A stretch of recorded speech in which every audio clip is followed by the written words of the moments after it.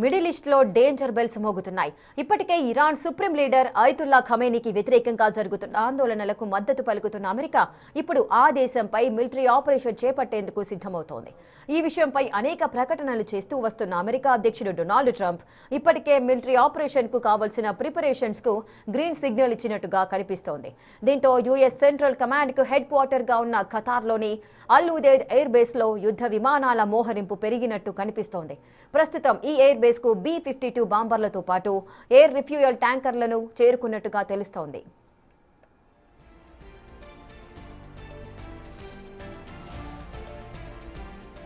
ఈ బేస్ కు 200 నుండి 300 కిలోమీటర్ల దూరంలోనే ఇరాన్ సరిహద్దులున్నాయి. దీంతో ఇరాన్ పై మిలిటరీ ఆపరేషన్ నిర్వహిస్తే ఇక్కడి నుంచే యుద్ధ విమానాలు ఎగిరే అవకాశం ఎక్కువగా ఉంది. ఈ ఒక్క బేస్ మాత్రమే కాదు, మిడిల్ ఈస్ట్లోని అనేక దేశాల్లో అమెరికాకు ఎయిర్ బేస్లతో పాటు నేవీ బేస్లు ఉన్నాయి. ప్రస్తుతం దాదాపు 50,000 మంది అమెరికన్ సైనికులుంటారు. దీంతో ఒకవేళ దాడి చేస్తే పక్కాగా ప్లాన్ చేసి దాడులు చేసే అవకాశం ఉన్నట్టు కనిపిస్తోంది. సో ఇరాన్ పై మిలిటరీ యాక్షన్ తప్పదనే సంకేతాలైతే ప్రస్తుతానికి కనిపిస్తున్నాయి.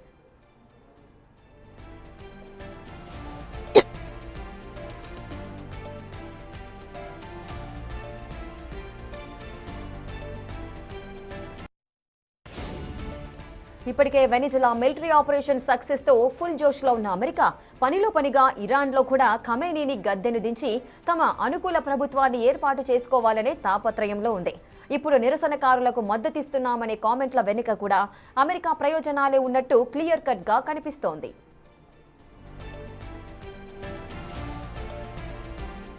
మిడిల్ ఈస్ట్లో అమెరికాకు అనేక బేస్లున్నాయి. ఇప్పుడు ఈ బేస్ల నుంచే ఇరాన్ పై మిలిటరీ ఆపరేషన్ చేపట్టే అవకాశం ఉంది. అమెరికాకు మిడిల్ ఈస్ట్లో ఉన్న ముఖ్యమైన బేస్ ఖతార్ ఎయిర్ బేస్. ఈ బేస్లో 10,000 మంది అమెరికా సైనికులుంటారు. US central command headquarters గా ఈ ఎయిర్ బేస్ నుంచే మిడిల్ ఈస్ట్లో అమెరికా నిర్వహించే ఎయిర్ మిషన్స్ ను నిర్వహిస్తారు. గతంలో ఇరాన్ పై అమెరికా చేసిన దాడుల తర్వాత ఈ బేస్ ను టార్గెట్ చేసుకుని దాడులు జరిగాయి. కానీ ఎలాంటి నష్టం వాటిల్లలేదు.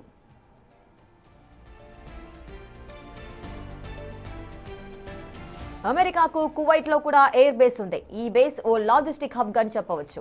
ఈ బేస్ నుంచే దాడులకు కావాల్సిన సరమంజాను అంతా తరలిస్తారు. ఈ బేస్ లో 13,500 మంది యుఎస్ సైనికులు ఉంటారు. కువైట్ లో ఎయిర్ బేస్ తో పాటు మరో క్యాంప్ కూడా నిర్వహిస్తోంది యుఎస్ ఆర్మీ.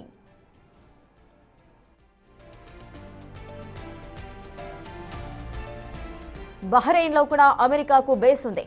ఇందులో 9,000 మంది యుఎస్ సైనికులుంటారు. యుఎస్ 5th ఫ్లీట్ కు హెడ్ క్వార్టర్స్ ఈ బేస్. 5th ఫ్లీట్ అంటే మిడిల్ ఈస్ట్ పరిధిలోకి వచ్చే సముద్రంపై నిఘా ఉంచే ఈ యుఎస్ నేవీ అని చెప్పవచ్చు. Air crafts, carriers, destroyers, frigates, submarines అన్నింటినీ ఇక్కడి నుంచి ఆపరేట్ చేస్తారు.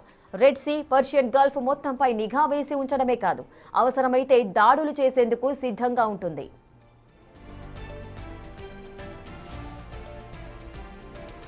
ఇక యుఏఈ బేస్ లో 5,000 మంది సైనికులుంటారు. ఇక్కడ కీలకమైన డ్రోన్లు, ఫైటర్ జెట్లను మోహరించింది US army. US advanced air power కు కేర్ ఆఫ్ గా ఉంటుంది యుఏఈలోని అమెరికా ఎయిర్ బేస్.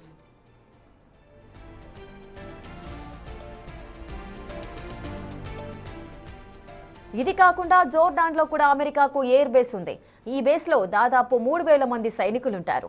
మరో విశేషం ఏంటంటే జోర్డాన్ లో అమెరికాకు 2 ఎయిర్ బేస్లున్నాయి. ఇంటెలిజెన్స్ సేకరణ, ఎయిర్ ఆపరేషన్స్ కు ఈ బేస్ కీలకమనే చెప్పాలి.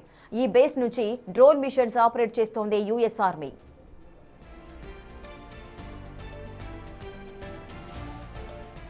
సౌదీ అరేబియాలో కూడా అమెరికాకు ఎయిర్ బేస్ ఉంది. ఈ బేస్ లో 2,700 మంది అమెరికా సైనికులుంటారు. ఈ బేస్ లోనే కీలకమైన ఎయిర్ డిఫెన్స్ వ్యవస్థలను మోహరించారు. పెట్రియాట్ మిసైల్ బ్యాటరీస్ ఇక్కడే ఉంటాయి.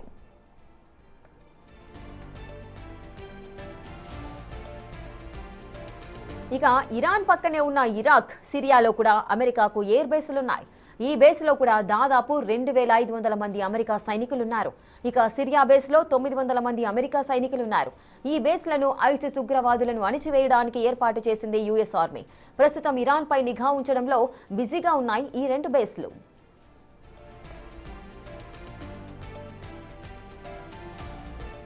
ఇలా అమెరికాకు వేల మైళ్ళ దూరంలో ఉన్న మిడిల్ ఈస్ట్లో కూడా అమెరికా సుపీరియర్ అనే చెప్పాలి. అందుకే ఇప్పుడు అనుకోవడమే ఆలస్యం, ఇరాన్ పై ముప్పేట దాడి చేసేందుకు రెడీ అవుతోంది. మరి వెనిజులా లాగా ఇరాన్ గంటల్లో అమెరికాను చిక్కుతుందా లేదా తీవ్రమైన ప్రతిఘటన తప్పదా అనేదే ఇప్పుడు అసలు క్వశ్చన్.